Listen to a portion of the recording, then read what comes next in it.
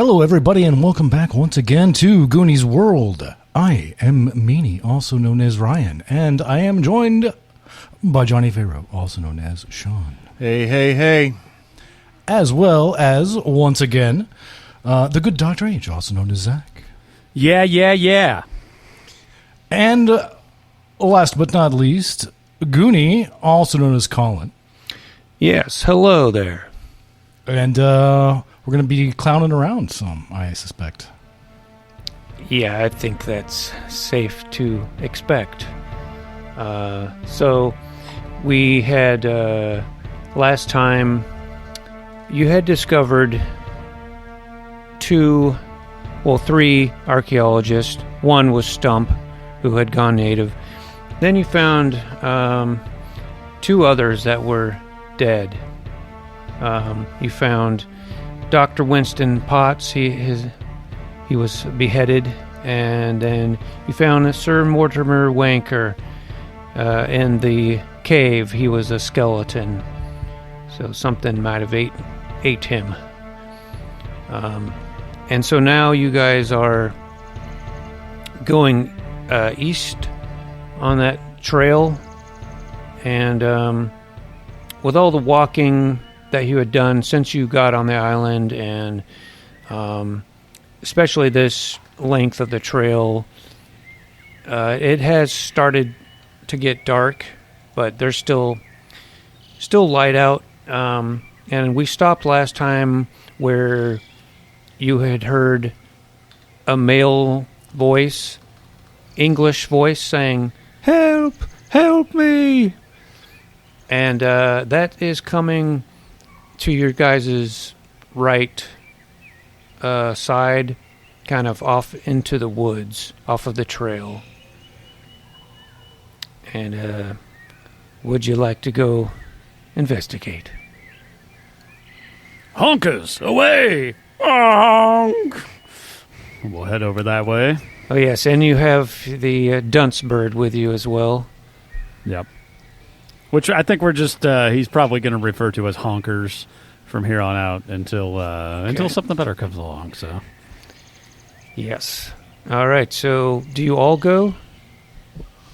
I gotta say, I don't like the sound of this. I think we might be getting set up for a trap. Well, maybe so.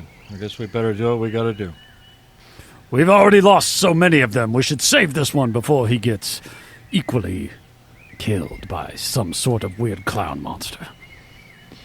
All right. Yeah, you cut into the woods off of the trail, and you don't have to go very long before you see there's what looks like a pit in the ground, and there are probably like maybe 6 wild feral poodles all kind of like surrounding this pit and looking down into it and kind of growling and barking a little bit. And that voice is coming out, from inside that pit. And we should try to scare them away. I'm sorry, Simba, you were talking. My apologies, sir. Well, I was out of character, but I was just. So have these poodles not noticed us? No, they're focused on the voice that is, or the person that is down in the pit. And do they seem hostile towards that voice? Yeah, like they're hungry, maybe, Send that big bird in. Yeah, so I'll have honkers. I'll have honkers go in, and then I will also honk the horn. So honk, honk, honk, honk, honk, honk, and just run around. And then, depending on that, I might also fire a shot into the air if it seems like this noise is working. Might pull out the old, I don't know how to pronounce it, but Gewehr 98, which German infantry rifle I took as a trophy after my time working in the Great War. That I carry with me, that I blew the clown's head off earlier in the campaign with, I suppose. But, yeah. fire maybe a warning shot up into the air as well. See if we can scare off these little annoying mutt dogs. Okay. Yeah. I think the gunshot would do it. The bird, it actually charges in because it does have that conical head, which can be used for attacking. But that the honking and the gunshot is enough to scare away these little dogs. And you think they're just feral poodles that they're not wearing tutus and they're not like shaved like poodles, but they look like that breed. And but they all run off with their tails between their legs, and you still hear this voice saying, "Oh, what's happening? Please, somebody help me." Well, were we like looking down in there now at this point? Yeah, if you're close enough, you can look down in there, and you see a man down there that is wearing like a tweed suit, and he's a ginger guy, and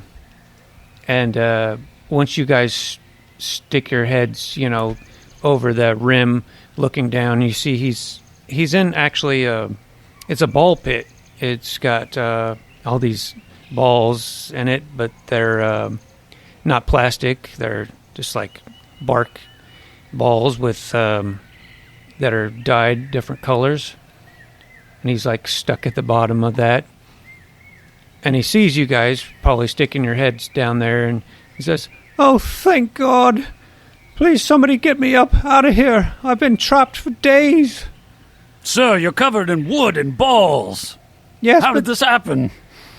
Well, it was a trap of some sort. It was covered in leaves. I didn't see it, and I fell down here. It's too deep for me to climb out, and even if I could, those dogs wouldn't leave me alone. Well, we have taken care of the dogs for you. Sir, who are you, sir? Are you one of the explorers here that we're here to save? Yes, I'm Dr. John Sausage. And who are you? Oh, a fellow man of education. I'm Dr. Prudence Bullfeather. We crossed paths at university once, didn't we? Old chap. Anyway, let's. There must be some vines or rope around here somewhere. I'll grab off some vines and lower one down there. Okay, yeah. And with that vine assistance, he's able to climb out. You'll probably have to help him some because he's a little weak. But, yeah, he climbs out and kind of just rolls over onto his back and is like, have you found the others? There were more of us. We found some of them. We found, I can't remember the names. One of them was a skeleton. I remember that much. Oh, dear. One of them was headless. Yes, Oh, there was. God. The skeleton was the wanker. Oh, Mortimer Wanker, I believe. Oh, darn. Mortimer Wanker. A skeleton. Oh, no. Well, I do know of... I did happen to see two of the others. The two women. I saw Dr. Amber Oleander and the grad student Fiona Dimple. I saw them being led away by a jester and a mime, and I was able to follow them for a little bit. They were being led. They were tied up and they were being led up the mountain. There was some steep steps, and I was able to follow them for a little bit, but at the top there were too many clowns up there, so I ran back down, but I did happen to see that they were being taken into this stone temple up the very top. And I can show you which one. I'd like to go and help and find the rest if that's okay. Is it the very top of the stone temple, Yes. you say? well, You have to be some kind of a Stone Temple pilot to get up that high. it's no, well, it's at the top of the mountain. This temple, and that's where they're being led. And does anyone have anything to eat at all? I'm very famished. I got a Mars bar right here for you. No, unzip my pants. I and think that melted. drop it down. I think It's a last little time we melty. talked about- yeah. It's a little melty. There's nougat everywhere from what I remember. But I think I think you can withstand quite a few days without eating. And well, think I'll sir, take no, my no. chances. When we first got onto this island, I found this bulbous green fruit. Now, I have not eaten or partaken any of it myself, but you're welcome to if you're that hungry, try it out. Are you familiar with it? No, but I'm not familiar with anything on this island. So I'll eat what looks like food. So give it here. And he'll take it. Are you imagining this as like a nut with like a shell? Perhaps it's more Gallagher than it is clown. I was thinking of it more like a watermelon, personally. Some sort of a gourd that the only thing that bulbous green fruit was how it was described. So somewhere between a pumpkin and a watermelon, and I don't know, maybe there's a pie in the middle of it. I don't know what these clowns have done with this place. So Yeah, well, whatever it is, he'll just chomp into it and eat it, and we'll say that it is food. So that will work for now. well, now give me a taste of that, just so I can write down in the notes and know. Perhaps there may be some medicinal properties in there too that will need to be studied. But Well, yes, it is. It's a little bitter, but yes, it is nice. And I've been drinking the water that is run down in there, but was quite hungry. Anyways, yes. Another thing I should point out is that once I came back down here to look for the others, I noticed, I didn't know it before, but after that I noticed that I did see some more clowns, and they did not attack me. And I think it's because they think I'm one of them, because of my pale skin and my red hair. well, perhaps you could go full native like that Stump and start mating with them. Stump's gone native? Oh, my God. Stump's gone native, and he's making little stumps with clowns, and it's all so disturbing. But this is also where we got Honker. So, honk. So there's not all lost, and he got us on the trail to find you all. But I don't believe Stump will be returning with us. We're trying to reclaim just a few of us now to get back home. Oh, dear, well, it's very unprofessional of him to go native, but, well, this is unprecedented. We've never experienced anything like this. But, yes, well, it is getting dark, so I don't know if you want to go in the dark, or do we want to sleep for the night? Well, where would you recommend sleeping if we were gonna sleep? Because we're kind of out in the middle of nowhere, it looks like. I'm afraid I don't know of any good shelters. I mean, if we could sleep in this ball pit once, now that this vine is dangling down here. The dogs didn't go down there, so that's an option. But or we could go on at night. I don't know. I've been stuck down there for many days, so haven't explored too much of the island. Well, I'm willing to do whatever you guys think is best. We did just come from a cave that could serve as some amount of, it would be a bit of backtracking, but would serve as some amount of shelter. Now it is also where where Mortimer Wanker's skeleton was found, but it looked safe otherwise when we were in there. I'm afraid that I don't know. I would not want to sleep in the cave with a corpse. You'd rather be covered by wood and balls all night, sir. Well, yes, or go on through the night. It doesn't matter, but it is getting quite dark, and it's up to you guys. It really doesn't matter. Sure. Perhaps the element of moving through the darkness could come to our favor, for we would be harder to find for any of these wandering packs of poodles or clowns that may find us. All right, then. Well, I suppose I will show you...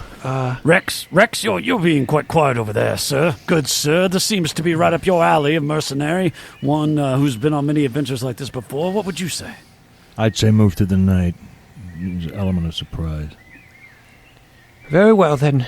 Let us continue on this trail. It is just a bit further, and you'll find the steps. And I will go with you. Time enough to sleep when we're dead.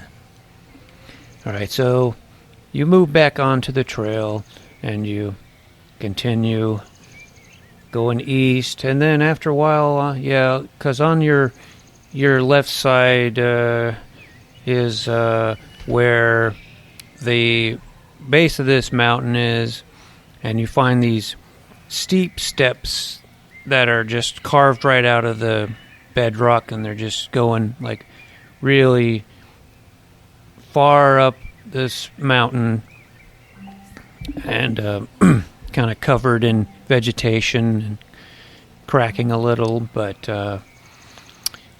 it looks like it's going to take at least an hour to get up these steps to the summit of this volcano. And it's going to be exhausting, but I'll assume that you start climbing up. And it does take perhaps a while. I'm an old man. I don't move very fast. Perhaps I should... Would you all mind taking just a short, brief intermission here so I could fashion some sort of a saddle? Some sort of a riding device, so I might be able to ride honkers. I spent a fair amount of time on horses back in my youth and throughout university and early war days. It would not trouble me too much, and it would surely make us move faster. Well, then saddle up, cowboy. And I assume, given the backstory and everything, it would not be too difficult to come up with some sort of figure eight harness or something to where he could get up on honkers to maybe move through here a little quicker. Yeah, I mean, it's a bit of a heavy load on the bird, but it is a fairly good-sized and plump bird, and so I will allow that. And you can try to find, I think I'll just allow you to find, there's plenty of wood and vines. You can make some straps and shape a saddle out of the wood or whatever, and that shouldn't be too hard. And so you ride honkers, and the rest of you walk, and it does take a while, and you get to about 3/4 of the way up, and you can see the top now. You can see there's the full moon is out, so it's quite bright, and you can see three silhouettes up standing at the top, and it looks like they're wearing like these oversized cowboy hats and some coveralls or something, and they see you. And these must be the rodeo clowns. Damn rodeo clowns. It looks like that, and once they see you, they start rolling these big barrels down steps, and you'll have to dodge these barrels that are coming down at you, or else get knocked over and fall down the steps and get hurt. So all three will have to make rolls. Honkers, when I pull, jump! We'll just try to jump over these as they come down, Donkey Kong style here. And I'm so fit, I'm giving myself an extra. Yep. But now I got a 3 and a 1. 3. That's not good. Okay. And with Zach, I was going to give you a penalty, but since you're on the bird and it's more agile than you, I think you will just have to make a regular roll. That'd be a 5. Okay. So 2 failures so far. You, Sean. A 5 is succeeds but setback, or I always get confused by the dice here. No, it's no, but so it's not all bad, but you do fail, and you are you do are hit by a barrel, but the bird Honkers manages to stay upright, and so you're not like injured or don't fall down. Sean just is hit. But he doesn't fall. You don't fall down the steps, and I'm gonna keep track. Make sure you're not hit too many times. But for now, the wind is knocked out of you, and that's about it. And what did you roll, Ryan? 4. 4. Okay, you succeed. All right, so. And it looks like they might be trying to roll some more, but for now, they're not. They're kind of like scrambling around up at the top, maybe trying to roll in some more barrels. But do you guys want to do anything from here? I think the only thing from this distance that would probably have the range is that rifle. Yeah, I think. I would think that we know at least a little bit about the rodeo, or Dr. Bullfeather might, or at least maybe he's read about one or something to that effect. But he would know that when you get close, well, he would think anyway, whether this actually happens, when you get close to, or when a charging bull gets close to a rodeo clown, the rodeo clowns like to climb into the barrels. And so his first objective here is to try to. You said Honkers has a little bit of a dunce cap on him. Is that like an actual hat, or is that like a hard bony protrusion? Yeah, like a hard bony protrusion. So I think we're going full on bull charge right at one of them. Probably the one that's closest to the edge, if possible. Okay. Yeah, you'll have to charge up this rest of the stairs, but yeah, go ahead and roll, and I'll give you an advantage since you're charging.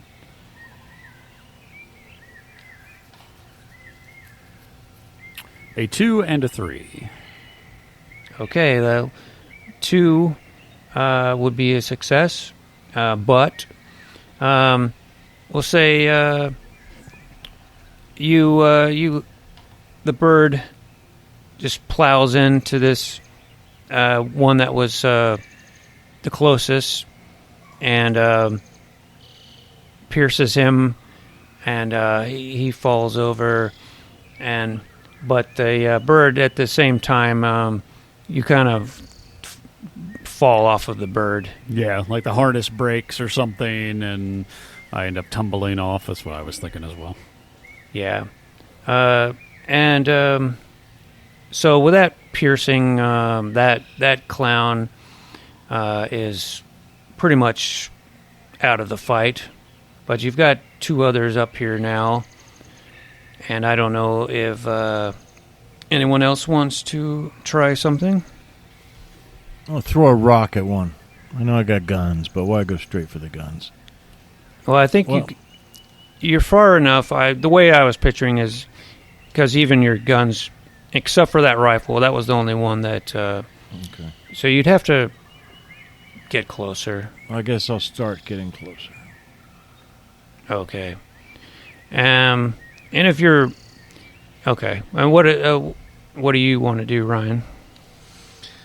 I only have a pistol. And I mean, Dylan's a pretty good shot at even at long range, but it sounds like they're probably out of range. So yeah, I guess start charging in on them. Okay. Yeah, and I allowed Zach to get there because that bird was just fast, Ostriches or whatever, yeah, they're fast. So. Yeah, I mean it's like it looks sort of like a dunce, and that's what they're called, but they're not dunce birds, or not. I mean, sorry, it looks kind of like a dodo, but it's a dunce bird. At least that's what the archaeologists called it, and but you've never seen anything like this bird before, I assume it has some long legs that it makes it pretty fast. So now that Zach has been up there, though, and you guys are running in, I think one of the two rodeo clowns is going to attack him, and they have actually... They have a lasso. They both have lassos.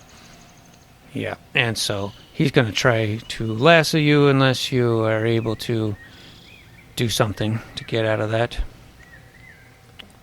Now I think Dr. Bullfeather's next move was probably to have some war PTSD come over, and even though he does not have a bayonet on his rifle, try to bayonet one of these things. So he's probably in a mental state of seeing anger and flashbacks and such, so he would not be cognizant of trying to dodge a lasso at this point. So okay, so instead of dodging, he tries to run in with a bayonet. Yeah, like as if there were a bayonet on the rifle, which there's probably not, but just, basically ram him in the gut with the end of the rifle. Okay.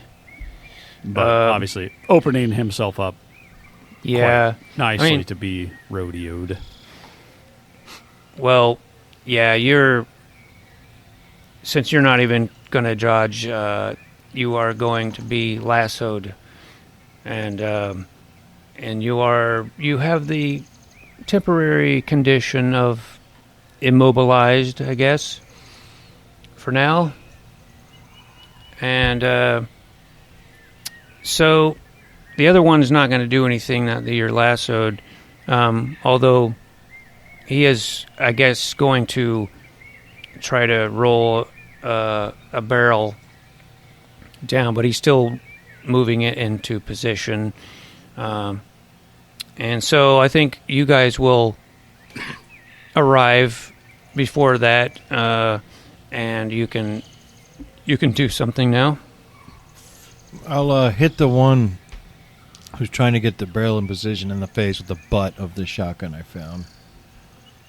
Okay. If that's possible. I got a 4, so good. Yes. And you hit him, and you knock him out. Ryan.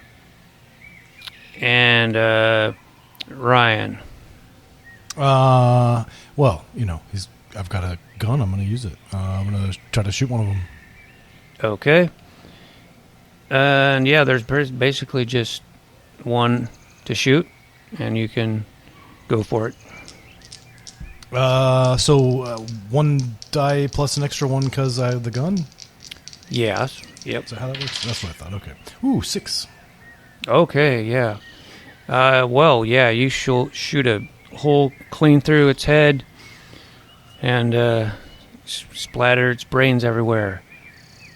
And you look good doing it. And yeah, that's your extra. You look pretty badass. Nice. And that takes care of the rodeo clowns. But now that you're up on the summit, you can see that there is this temple up here.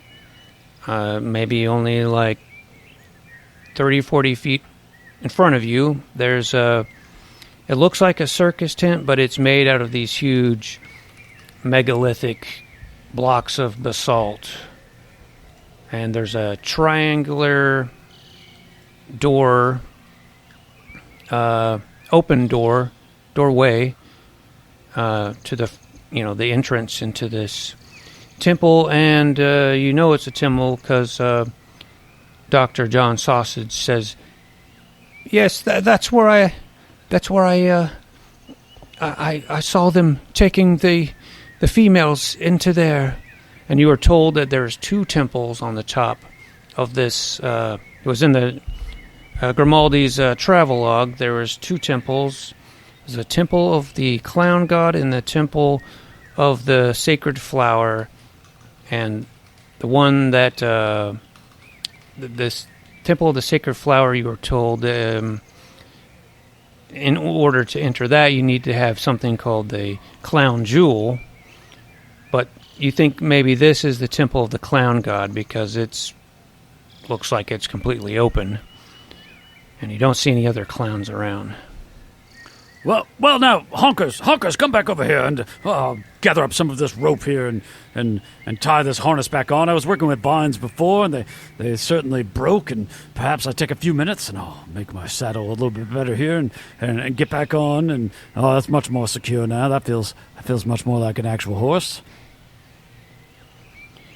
All right, and I forgot to make Sausage have to roll to dodge those barrels, but we'll say he just cowered, got kind of cover, but laid down and didn't get hit by any barrels. But do you guys want to investigate that temple?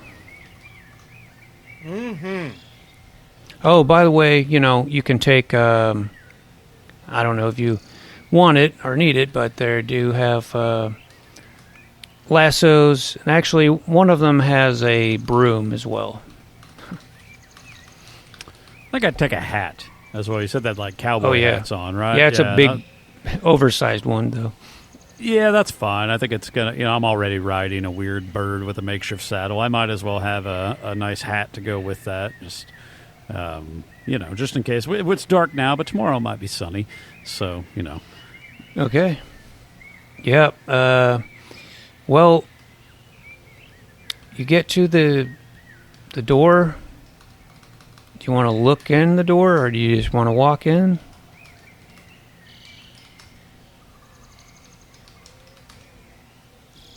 Let's just walk in. I'll walk in.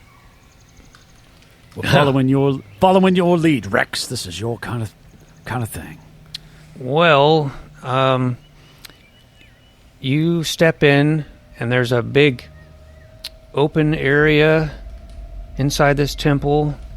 I guess pretty much the first thing that you would see is that there are dozens and dozens of clowns in here, but they are all facing towards the back of the temple, and there's a kind of a stage area at the back, like a platform, and it's kind of right up against this crater of the volcano, because there's no back wall at all, and the crater is smoking, but all the clowns are kind of kneeling down, kind of like Muslims, when they are praying, face down, ass up.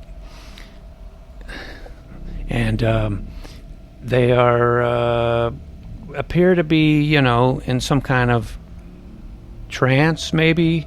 And there's all different types of clowns in here from every clan. You know, you see jesters and mimes and pygmies and all the rest. They're all in here, but they don't see you walking in. So also you see on the walls, you do see some more inscriptions, and there's no way you can even attempt to read these, but you do think they look similar to cuneiform, but they are pretty much unreadable to you guys.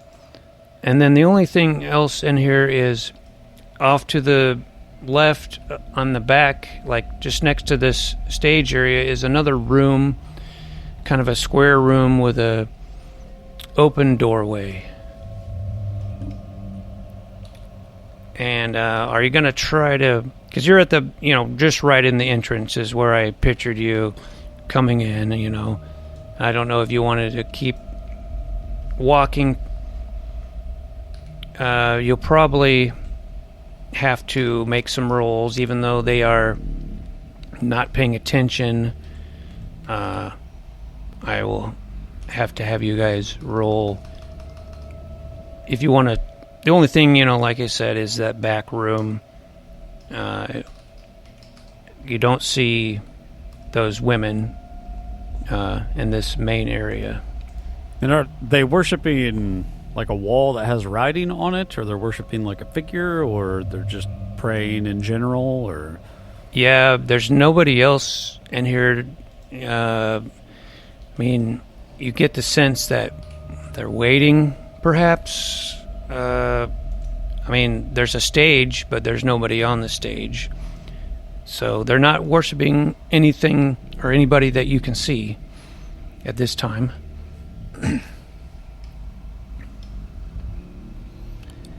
And no one else is visible. No. You Maybe think people are backstage. Yeah, maybe they are backstage. But to get there, you'll have to roll, but you'll get a bonus die since they are not really paying attention. All right. Quietly and carefully, friends. Here we go. I thought about running, leapfrogging over their backs, or like stepping on their backs and running across, but that'll just alert them.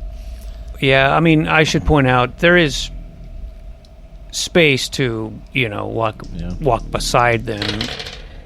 Hey, I just got 6. So Okay. that's good. You are totally silent, and Silent but deadly. and they don't even have a clue that you just walked past them. I rolled a 6. Okay, you too. Those Honkers is apparently quite stealthy with his bird feet through here. Well, Yep. with the 2 dice, I rolled a 6 as well. So Okay, yep. Complete successes for everyone. And you get to this open doorway in the back, and just as you do, still without them changing positions or looking up or anything, you do see or hear that these clowns have now started to chant. This is the first time you've heard them speak, but they're all chanting in unison now, and they're saying, "Bo, bo, bo, bo, bo, bo." But they don't do anything else. So you get to this, you can look in this room, and it's just a square little room.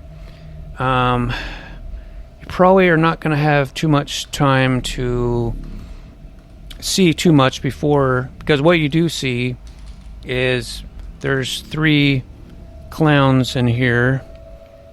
And you also you do happen to see that against the back wall, there is Fiona Dimple and Dr. Amber Oleander. They're tied up. But there's 2 jesters and 1 mime in here, and the mime looks a little different than regular mimes because you saw mimes when you came in. They look just like normal mimes. This mime, you can consider him to be a mime shaman. He is dressed. He has horizontal black and white stripes all down his body, and his hair is parted in the middle, and it comes up. It's like sculpted up, like almost like horns, and then it's got like these tufts of hair sticking out the top. But they all 3 just immediately attack you guys, and you'll have to avoid them because the 2 jesters are carrying devil sticks, but they're made out of stone, like those juggling sticks. And then the mime shaman, he comes in to attack, and you think at first that he's pantomiming, like he doesn't have a weapon, but then you see that actually he is carrying a glass cane. It's almost invisible, but and I don't know who went in first, but I think Rex might have was taking the lead there, so I think that mime will attack you unless you dodge or do something. I'll try to dodge, and if I can clothesline him while I'm dodging or step in the side, I will, but otherwise I'll just dodge. I got a bad success, but it's still a success, too. Yeah, yes, I dodged him, but... Okay. Yeah, you dodge him, but you kind of stumble a little bit and are off balance for now. And that's it. The 2 jesters, one will attack Dr. Prudence, and you'll be... Well, if you're going to stay on that bird, I will allow you to... basically, you won't have any penalties. You'll just roll 1d6. Yeah. So similar shtick, I would think. He will... sees the one coming at him, just try to charge at it like he did the rodeo clown out there. And I rolled a 3. All right. You don't get to him in time, and he does hit you with one of those devil sticks upside your head. And Ryan, were you able to do something? Oh, what? Sorry, am I supposed to be negating an attack? Yeah, they immediately attacked you guys. Well, no. I failed to negate any attack. Okay. Just a 3 or... 5. Okay. Well, yeah, you were also hit upside the head, but you, we'll say maybe it lost its devil stick when it hit you. So it's disarmed for now. And now, if you guys want to do something offensively, you can. Now I'll clothesline the son of a bitch and knock him on his ass. And then I'll go, and hold my hands up, pantomiming, that I... no, I will miss that son of a bitch. But I'll just miss. I won't miss and. Okay. You swing and miss. And anyone else? Yeah. I know we keep saying dodo or ostrich or whatever, but in my mind, it's still a bird with reverse legs, right? That's the shtick of like large birds like that. Their knees are backwards so they can kick real hard. I would like to rear up honkers and try to just the one that hit me upside the head with the devil stick, give him the honkers devil sticks right to his face. Okay. Well, I'll give you a bonus for that. All right. That's a 2 and a 6. Okay. Yeah, we'll take the 6, and you just completely the bird kicks it, and he flies back and hits the back of the back wall and gets knocked out and slumps over. And did you already do something, Ryan? I have not. I mean, Dylan's just a gun kind of guy. So I think All he right. would probably want to be taking a shot at somebody. Yep. Ooh, well, with the 2 dice, the 1 goes away and becomes a 2 because I rolled a 1 and a 2. Okay. Well, you shoot it, and that's enough. Where did you shoot it at? In the, center mass, like body, stomach, heart Okay. area, chest. All right. Yeah. You shoot the jester right in the stomach, and it falls over, and is bleeding. And but I think that was a 2. So there's a ricochet, just a slight ricochet when you shoot it. It goes through the body and bounces off, but you're fine. And so now the mime shaman is going to attack Rex again, and he'll have to do something to avoid that.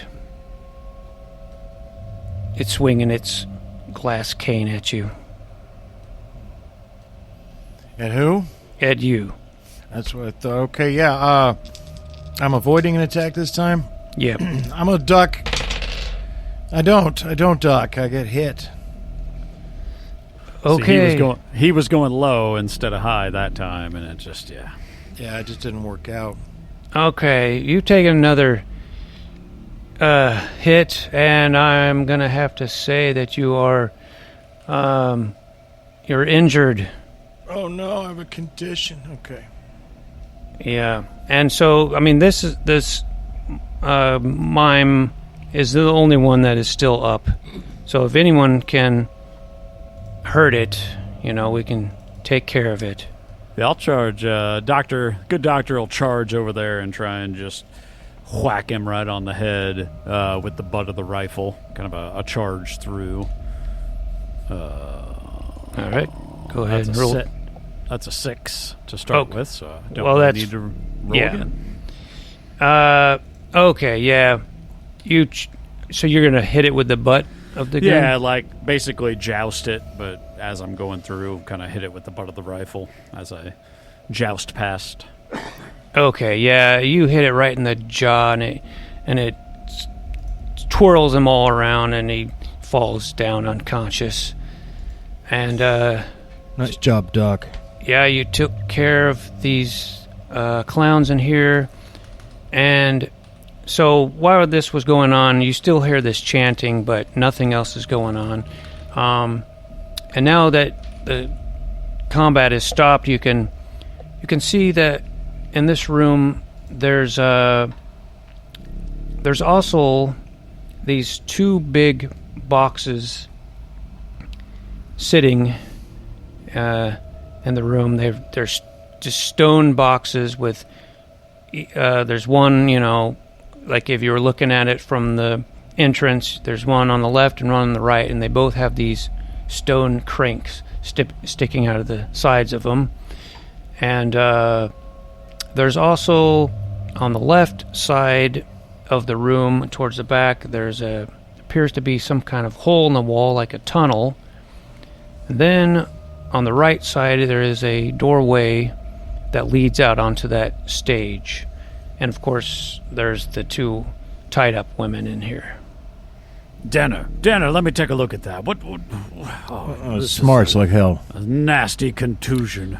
Yeah, I got something like this in the Nicaraguan Civil War. I'll be okay in the long run. But Well, let me give you a quick bandage. yeah, give me a quick bandage. Can I have a rectal thermometer too while you're at it, just to be Yeah. safe? Yeah, just to be safe. Well, I didn't bring a thermometer. However, I do have. Anyway, so I don't know if that was intended that he has an actual condition or something at this point now, taking those 2 hits, or if there's- injured. Yes. So what if there's a particular type of role or specific assistance I can be with that, or that's just a thing that's there for a while? Well,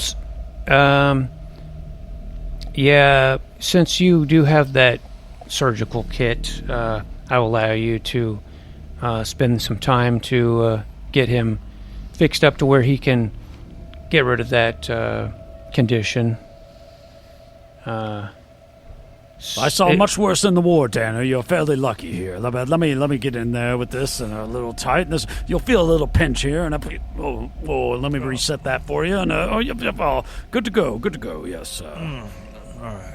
Yeah, Thanks, Doc. it wasn't a severe injury because he didn't fail with like a 1 or anything, but he had taken a couple of shots different times, so I gave him that condition. But yeah, it's not serious, so you can get that taken care of. And the 2 women are tied up, and they're like, please help us.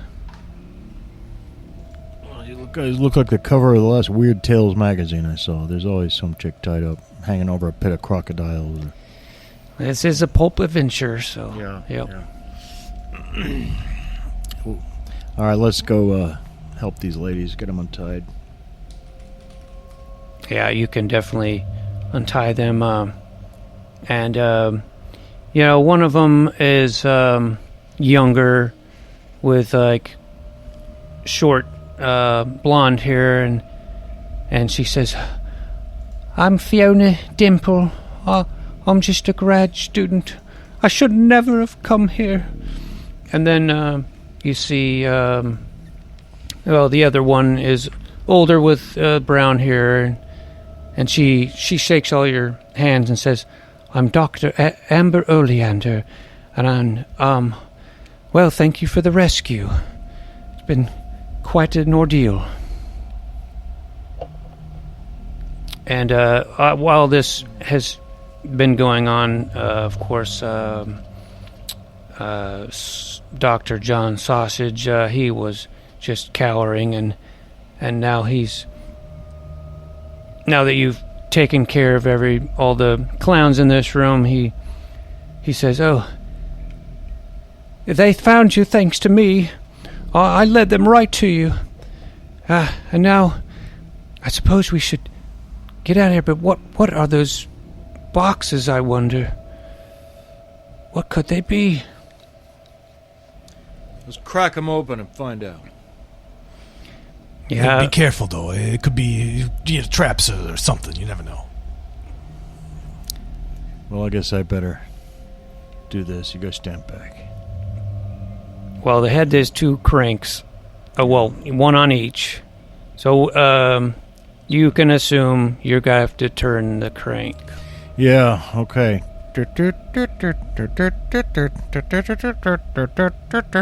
All right, watch out. Something's going to pop out of the top of this thing. Be careful. Yeah, and when you start turning, it does, in fact, start this chiming melody, and you can hear some gears turning, and we'll say that you did the left one, unless you wanted to do the right one. I'll go left. And yes, at a certain point, it pops. The lid pops open, and a clown pops up, but it's a mummy clown. It's dead, and it is holding. It's positioned to where it's holding a stone barrel, a small stone barrel, more like a keg. And then Well, that's all you would notice at first, as you examine it.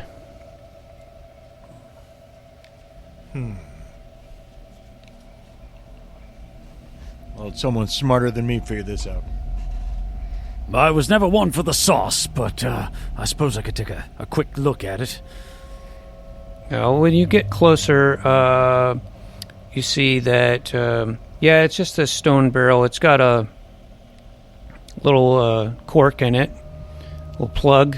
And also, now that you're closer, you can see that this clown mummy also has, I mean, it's wearing like a clown outfit, but in the sleeve, you can see a little, like, colorful scarf sticking out of the sleeve. Pull the scarf. I was yeah. Well, that's peculiar. Perhaps I'll just give a little tug to see what happens. All right, well, you tug on the scarf, and of course it's tied to another scarf, and you pull it, and it continues on for quite a while. Well, we may need to costume ourselves at some point, so perhaps all these scarves will be useful. Continue to pull. There must be 100 here. This is so weird. Yeah, you it seems like must be at least 100, and you keep pulling, and then finally you do pull out something that is tied to the end of the last scarf, and it is a jewel, and it's like a white-colored jewel roughly in the shape of a rose. And you think, well, this must be the clown jewel. That's exactly what I thought. And were you going to try to do anything with that barrel? Can we pick it up? Does it Yeah, shake? he's just holding it, so you can take it from him. Pick it up, assuming it has a cork in it, kind of shake it, see if it's got liquid in it, or if it's solid or empty, or what have you. Yeah, so you do, when you shake it, there's a sloshing in it. Slosh. Well, I suppose we should probably at least smell this to see what's in here and see what happens. It could be useful for our friend Rex's wound to get him nice and healed up. Maybe I'll pop this cork and maybe put my nose there and get a little whiff. Well, it smells, I guess, sweet. Doesn't smell like anything foul at all. December, do you have much experience with the drink? Quite a bit, but mostly just bourbon. I don't think that's what's in there. It certainly doesn't smell like bourbon. But I tell you what, though, I'm an adventurous type. Why don't you let me take a sip of that? Okay, well, if you allow him... Cheers. Yeah, you take a little sip, and it tastes just as sweet as it smells, and just with a little sip, you get this. You feel good. You get the sense that if you drink more of it, that perhaps all conditions would be cured, and that you would get extra food point. That's just your instinct telling you that from their little sip. And how much is there enough for each of us to get a good swig, or how? Oh yeah, there's just enough for each person to get an equal amount that would cure any conditions that you have, and also give you the extra food point. Well, fellas, I gotta say, this stuff is delicious, and I think quite beneficial. Might wanna save this. But there is a little bit of a side effect, but it's not anything that gives you a condition. But it just makes you feel a little bit goofy, I guess. Kind of like you kind of are amused, like It's just a very quick, transient type of emotion where you have to laugh a little bit. You can just chuckle. Because this is a barrel of laughs, and laughter is the best medicine. So, Oh, of course. Of course. Barrel of laughs. Well, I'm super excited to open the other Jack in the Box and get the barrel of monkeys. So, but yes, well, this stuff when you drink it, it'll make you feel good. But just remember, if it lasts more than 4 hours, you need to let me know so we can take a look at that. So, yep, good advice. Someone want to crank the next box? Sure. Okay, you crank it, and yeah, just like the other one, it's like. And then the lid pops open again, and this time a duck flies out because this is a quack in the box. Yeah. And it's actually a harlequin duck, which is like a sea duck, and around its neck is a key, like tied to a little necklace around its neck, and it just is it kind of had flown out of the top of the box, and it's now just on the ground, just kind of waddling around. Well, I suppose we ought to get that key, huh? You're ducky, ducky, ducky. And I think you'll have to make rolls to try to get that key off its neck. Come here, little quacking son of a bitch. Hey, I just rolled a 6. Okay. All right. Well, yeah, you just yank that necklace right off with the key. And Although, void. full disclosure, I rolled 2 dice without really okaying that. Well, I was just out of habit. I'll assume that I was fit. Yeah. But I didn't, they were both 6s, though, so good. Okay, yeah. And, because it's a good thing you rolled a 6, and because you got it, and you avoided him trying to bite you as you came in and got it. And so now you have that key. And right after you have done that, something changes, though. What can I... Real quick, Yep. What's the key made out of? It's stone. Okay. I thought it might have been like rubber, because then it would have been a rubber duck key. Oh, well. Yeah. No. I just, everything is like stone here. I almost forgot. Another thing that's in this room are these unicycles. And they're made out of stone as well. They're like... seems like a poor design for a unicycle. Yeah, it's ancient technology. Everything's made out of stone. But when you had gotten that key off, just a few seconds after that, the chanting stops suddenly, because now you hear this laughter. It's echoing like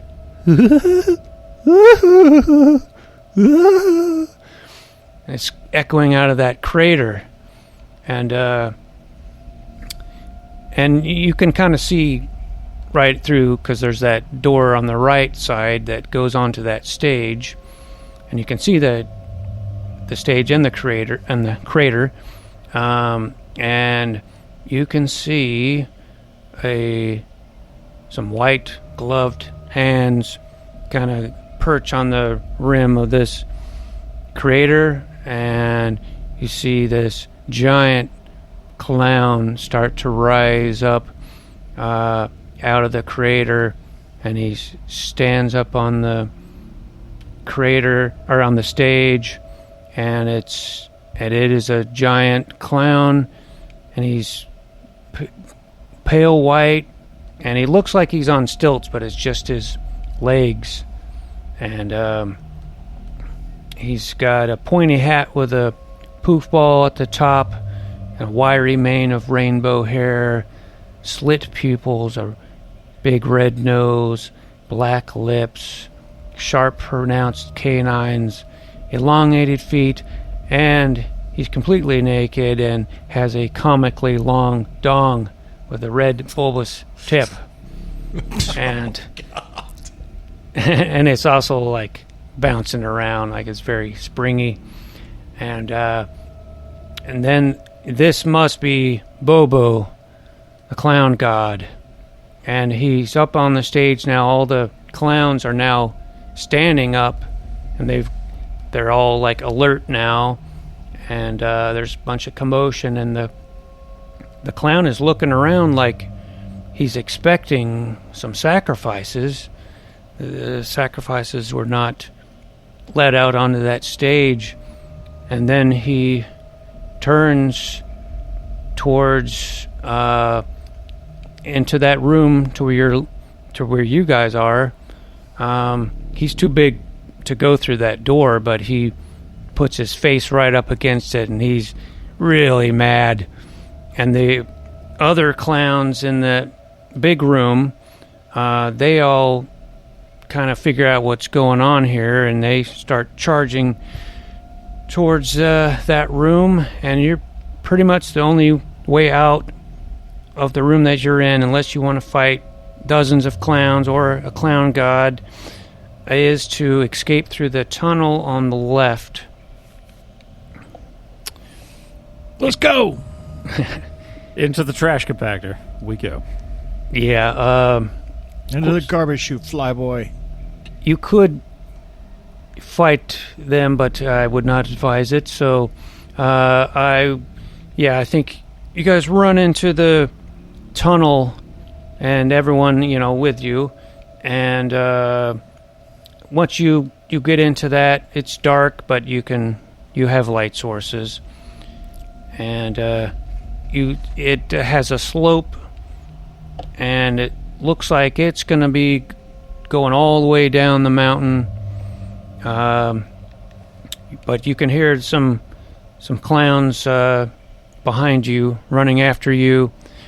Some of them get on those unicycles and start chasing you, but you've got a head start on them, and you're running down. Now, this tunnel, actually, you're not geologists, but you can figure that this is a lava tube, and but you run all the way down this slope, and you get to another stone door, and it's got a little keyhole in it.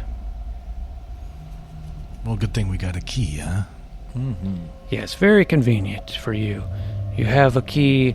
We'll assume you put it in the keyhole, and it opens right up. The big slab slides open, and now you are back in that cave that you had been in earlier with the two stone doors. You've come out of one, and I'm just going to say, for dramatic purposes, that you're able to just go into that cave right as the unicyclists are coming, and you slam it shut and stop them from entering the cave.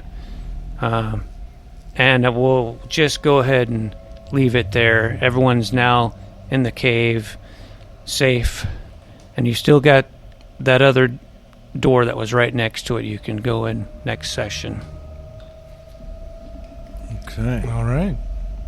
Did the duck make it? Yeah, Or did the duck. Oh, the duck. The duck.